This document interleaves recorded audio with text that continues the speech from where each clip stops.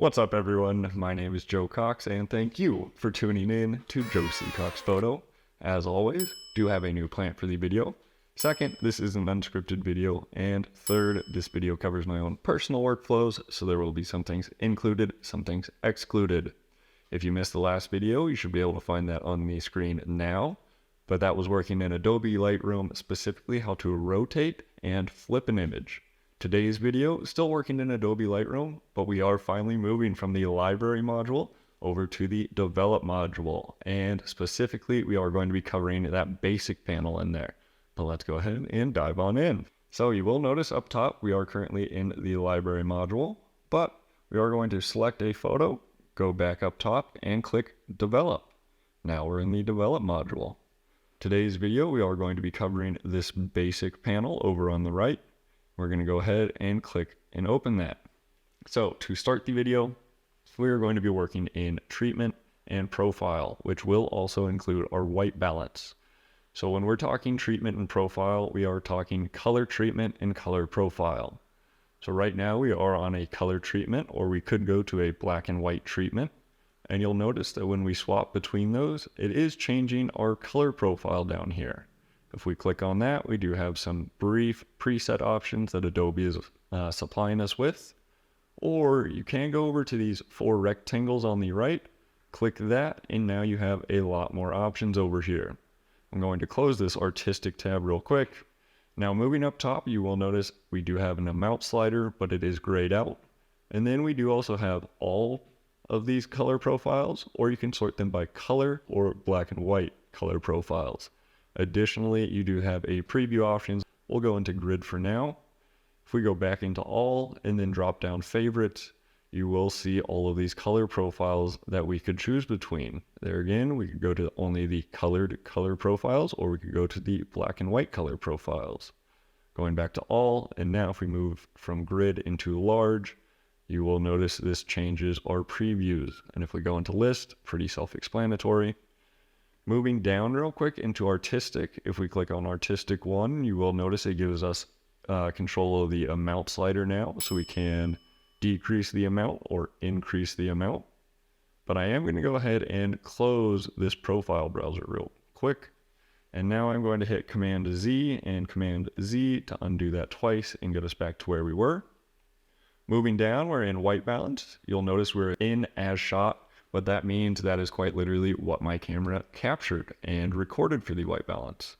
Quick interruption to the video. Did you know that I also make merch for this channel? So I've got you covered with hoodies, so you can always be looking stylish, and other apparel as well. I've got you covered with coffee cups, so you can always be sipping your favorite drink. I've even got you covered with the wall art, so your home can always be up to speed and comfortable as heck. But there's still so much more to be seen.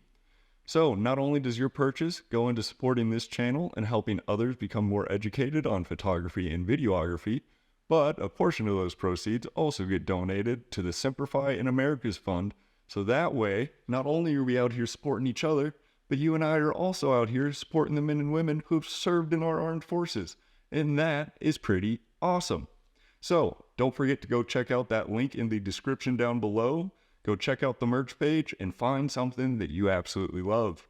Otherwise, guys, I love each and every one of you. Thank you so much for all the support and time you've given to this channel. I do appreciate you, but let's get back to your video now. But you do also have some preset options or even a custom white balance that you could apply. Additionally, you do have this tool over on the left, and this will let you sample anywhere from the photo and basically use that as your white balance guide. So for instance, if we went to this kind of highlighted bright white area on the photo and clicked, you'd notice it changed our temperature and tint. So if I go Command Z, it brings us back to our original as shot white balance. Additionally, while we're in here, you could manually adjust these. So I'll make this photo a little bit warmer and also a little bit greener by changing that temperature and tint. Moving down into tone, first and foremost, up in this top right, this is an auto button. If you click that, Lightroom will do its best job to basically properly expose your image. And you'll notice it did make adjustments to all these sliders down here. I'm going to hit Command Z to undo that. And let's increase our exposure a bit on. the blacks will go down just a touch as well. Moving into presence, I would kind of describe these as like sharpening options, if you will. I am going to go ahead and zoom in. So you will notice I went into a 66.7% zoom there by clicking. And moving into texture, you will either smooth the textures in the photo or increase the textures in the photo. Our clarity, kind of doing the same thing, but with more contrast or color contrast. So you'll notice we're either increasing clarity or decreasing clarity. Additionally, with dehaze can be extremely useful, especially if you're not like using a lens hood on your lens. So if you're getting unwanted light, dehaze can be extremely useful there. And then moving down to the very bottom, we do have a vibrance and saturation. These are both going to be general, so adjusting the general vibrance of the photo. And then same thing with saturation, a general saturation to all colors. So you can either increase or decrease. Zooming out on our photo, last thing I do want to cover is back up top. So this is a live preview button. With it just hanging out, it is always showing you what adjustments you've made.